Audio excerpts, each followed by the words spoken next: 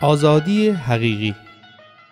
پس عیسی به یهودیانی که اون ایمان باوردی بید بگفته اگر می کلام میم بیسید حقیقتاً می شاگرد بیدی و حقیقت شناسیدی و حقیقت شما آزاد کنه.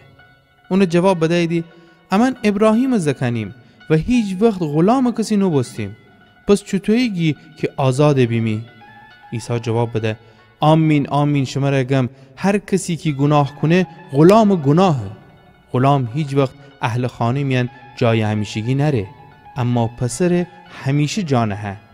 پس اگر پسر شما را آزاد کنه حقیقتاً آزاده بیدی.